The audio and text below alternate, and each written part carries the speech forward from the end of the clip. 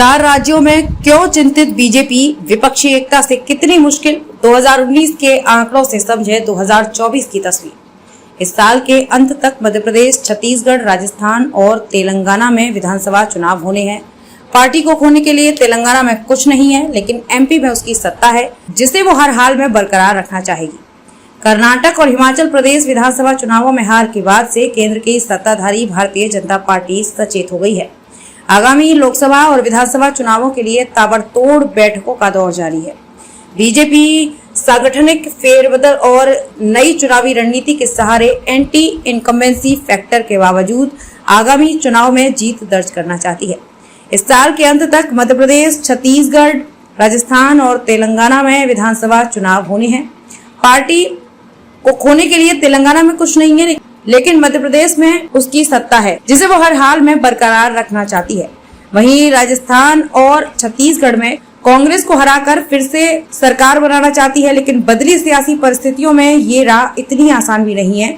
Assembly चुनाव क्यों अहम? बीजेपी के लिए फिलहाल विधानसभा चुनाव में किलेबंदी करना अहम है, क्योंकि अगर विधानसभा चुनावों में पार्टी हारती है तो इसके कई मायने निकाले जा सकते हैं और उसके दूरगामी असर लोकसभा चुनाव पर पड़ सकते हैं, क्योंकि बीजेपी अधिकांश चुनाव पीएम मोदी के चेहरे पर ही लड़ती रही है। ऐसे में विधानसभा चुनाव में हार मोदी की हार के रूप में विपक्ष प्रसारित कर सकता है। बीजेपी कांग्रेस में सीधी टक्कर होगी।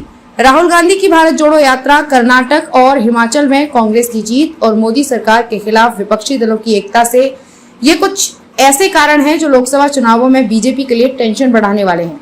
साल 2019 के चुनावी आंकड़ों पर गौर करें तो बीजेपी ने तब 543 सदस्यों वाली लोकसभा में कुल 303 सीटें जीती थी। आंकड़े बताते हैं कि कुल 161 सीटों पर बीजेपी और कांग्रेस में सीधी टक्कर थी, लेकिन उनमें से 147 सीटों पर बीजेपी ने जीत दर्ज की थी, जबकि कांग्रेस सिर्फ 9 सीटें ही जीत सकी थी। शेष 5 सीटें अन्य ने जीती थी।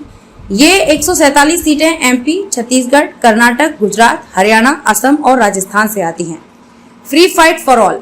चुनावी आंकड़े बताते हैं कि महाराष्ट्र, तेलंगाना और पंजाब की कुल 93 लोकसभा सीटों पर खुला मुकाबला था।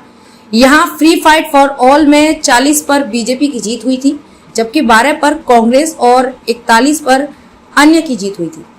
पहलवानों के आंदोलन और किसान नेताओं के आंदोलन की वजह से जाट बहुल हरियाणा, पश्चिमी यूपी, पंजाब और राजस्थान में बीजेपी को मुश्किल हो सकती है।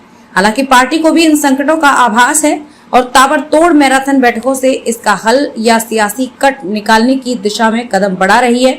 इसी क्रम में अंदरूनी खींचतान के बावजूद बीजेपी ने राजस्थान में वसुंधरा राजे के नाम को आगे कर दिया है।